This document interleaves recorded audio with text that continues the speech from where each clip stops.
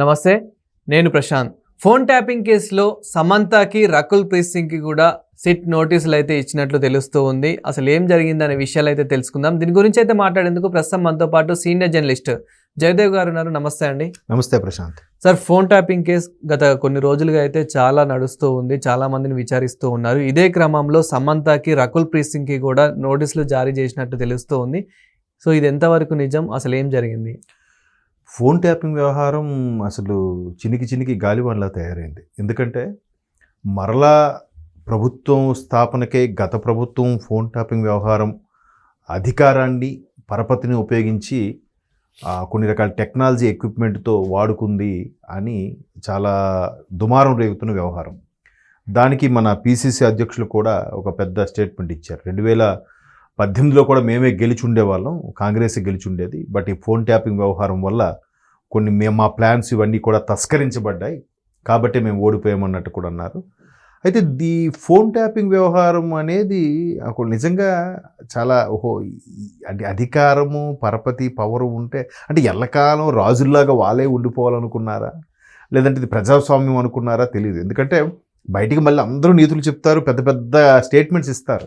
So ఇట్లా statements ఇచ్చేవారు ఎట్లాంటి దీనికి ఎందుకు పాల్పడ్డారు అనేది ఇప్పటికీ ఆశ్చర్యం అనిపిస్తుంది. ఎందుకంటే అతడు సినిమా క్లైమాక్స్లో ప్రకాష్ రాజ్ గారు కోటా శ్రీనివాస్కి ఒక డైలాగ్ చెప్తాడు. ఆయన శివారెడ్డి చస్తే మీరు సీఎం అవుతారు, బట్ ఆయన చంపితే మీరు నేరస్తుడు అవుతారు. ఎంత చిన్న లాజిక్ ఎలా మిస్ అయ్యారు అని. అంటే గెలుపు కోసం తాపత్రయపడి ఏదో ఒకటి చెయ్యాలి, వాళ్ళకి ఇంకా మనకు కష్టించి ఒళ్ళుంచి పని చేయాలి, లేదంటే ప్రజల కోసం ఒక యూస్ఫుల్ అయ్యేది ఏదో చెయ్యాలి అని ఆలోచించాలి. కానీ అరే ఇలా చేస్తూ వాళ్ళని వేరే వాడిని రాకుండా తొక్కేసి వాళ్ళు ఏం మాట్లాడుకుంటున్నారో వినేసి వాళ్ళు ఇలా ఇంప్లిమెంట్ చేయాలనుకుంటున్నారో మనమే ముందు ఇంప్లిమెంట్ చేసేద్దాం, వాళ్ళు ఎలాంటి పథకాలు అనుకుంటారు కదా ఆ పథకాలు మనమే ముందు ఇచ్చేద్దాం అనే ఆలోచన వచ్చింది చూశారు. అది చాలా తప్పుడు ఆలోచన. సో అలా చేయడం వల్ల ఈరోజు ఎదుర్కొన్న వాళ్ళందరూ కూడా కేటీఆర్ గారి నుంచి బయటకు వచ్చి ఏం చెప్తున్నాడు, ఆయన ఏదో తిప్పి ఒకటే ప్రశ్న అడిగారు అని చెప్తున్నాడు, ఏదో గర్వంగా గొప్పగా కార్యకర్తల సమక్షంలో. బట్ ఆయన ఫాలోయింగ్కి అలా చెప్పొచ్చు, తప్పులేదు. బట్ సిట్ వాళ్ళు చాలా సీరియస్గా ఉన్నారు, దీని మీద చాలా దుమారమే రేగుంది. మరోవైపు ఆ ఫోన్ ట్యాపింగ్ వల్ల ఎవరెవరు సఫర్ అయ్యారో వాళ్ళు పిలుస్తున్నారు సిట్ వాళ్ళు. దాంట్లో భాగంగా ఈ కొంతమంది ఇప్పుడు బీజేపీలో ఉన్న వాళ్ళని కూడా పిలిపిస్తున్నారు, తర్వాత కాంగ్రెస్ వాళ్ళని పిలిపిస్తున్నారు. ఎస్పెషల్లీ షర్మిలా గారిని కూడా పిలిచారు. ఇప్పుడు ఆంధ్రప్రదేశ్ పిసిసి చీఫ్ షర్మిలా గారిని కూడా పిలిచారు. ఆవిడ మాటలు కూడా వినాలని వాళ్ళ అన్నయ్య లేదంటే వేరే పార్టీ వాళ్ళు ఈవిడేంటి ఎవరితో కుమ్మక్కై వెళ్తుంది, ఎవరితో కలిసి వెళ్ళబోతుంది, ఏదైనా కుమ్మక్కై ప్లాన్ చేస్తున్నారా అని తెలుసుకోవాలని కూడా ఆవిడకి కూడా చేశారట. అది ఆవిడకి అప్పట్లోనూ అనుమానం వచ్చిందంట. అదే విషయం మన సిట్ కిందకి ముందు కూడా వెళ్ళి చెప్పారు. ఇకపోతే సినిమా నటులు, సినిమా వాళ్ళ వ్యవహారము చాలామందిని ఈ ఫోన్ ట్యాపింగ్ విని, ఈ ఫోన్లో ఏం మాట్లాడుకుంటున్నారో విని వాళ్ళని వాడుకున్నారని కూడా చాలా వార్తలు వచ్చాయి. అటువంటి నేపథ్యంలో సమంత గారు పర్సనల్ లైఫ్ కూడా విడిపోయడానికి కారణం అదే అన్నట్టుగా ఉంది.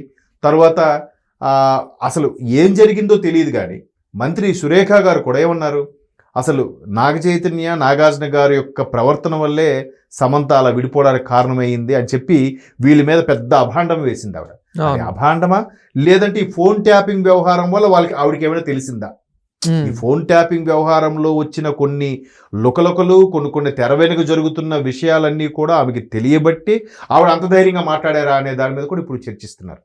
మేబీ ఆవిడకి ఏదో తెలియకూడని తెలిసింది, ఏదో వీళ్ళు వెనక జరిపించింది అన్ని తెలిసే కాబట్టి ఆవిడ అంత ధైర్యంగా అనగలిగింది. సో అది వేరేగా కేసు నడుస్తుంది, పక్కన పెట్టండి. అయితే ఇప్పుడు ఏదైతే ఆవిడ అన్నారో, సో సమంత గారి విషయం కానీ, తర్వాత రకుల్ ప్రీత్ సింగ్ వ్యవహారంలో కూడా ఒక మాజీ మంత్రితో ఏదో వ్యవహారం ఉందని, వ్యవహారాలు నడిచాయని కూడా కొంతమంది ఓపెన్గా యూట్యూబ్ షార్ట్స్లో కూడా ఒక డైరెక్టర్, ఒకప్పటి డైరెక్టర్ కూడా ఇప్పుడు బాహాటంగానే ఆయన స్టేట్మెంట్లు ఇస్తున్నాడు. రకుల్ ప్రీత్ సింగ్ ఆ మంత్రి గారికి ఏవో వ్యవహారాలు ఉండేవి, లేదంటే ఇంకో సమ్మెక్స్ అనే ఒక హీరోయిన్కి ఉండేది అని. రీసెంట్గా ఒక బీజేపీ ఎమ్మెల్యే కూడా హెబ్బా పటేల్ వ్యవహారం కూడా తెర మీద తీసుకొచ్చారు. ఏది కుమారి 21F సినిమాతో హీరోయిన్గా చేశారు ఆవిడ.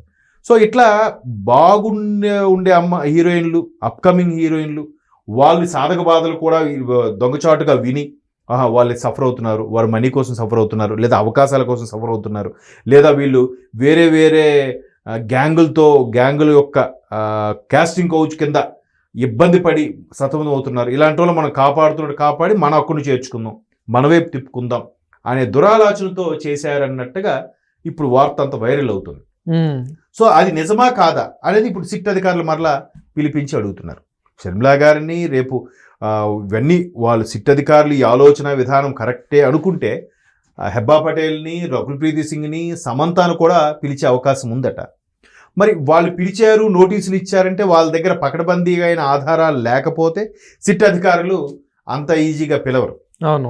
లేదా అనుమానం వచ్చి దానికి లింకప్గా ఇంకేదో ఆధారం దొరుకున్నా ఇట్లా పలానా వ్యక్తి జరిగినప్పుడు మీ వ్యవహారం వచ్చింది, అందుకు ఒకసారి మిమ్మల్ని ప్రశ్నించాలని కూడా అడుగుతారు.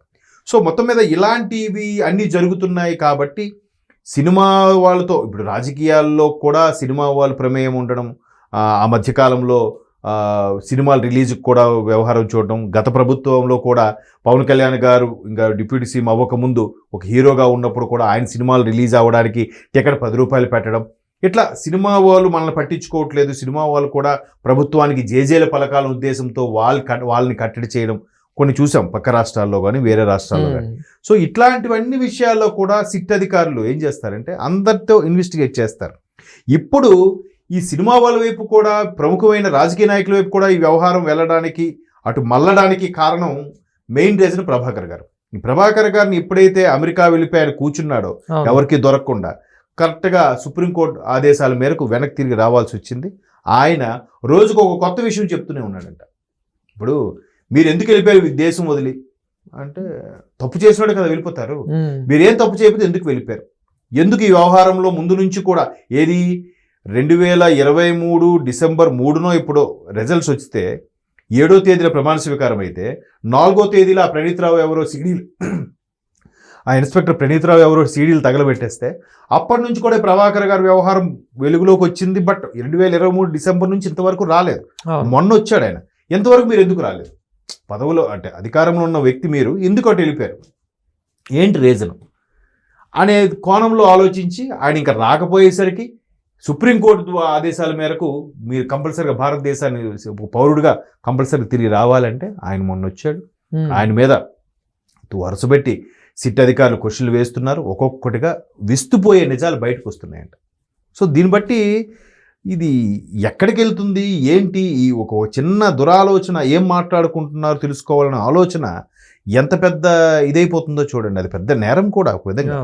బట్ సిట్ అధికారులు ఏం తేల్చుతారు, ప్రభుత్వం ఏ విధంగా దీనికి పరిష్కారం చూపిస్తుందో wait and see. Thank you sir.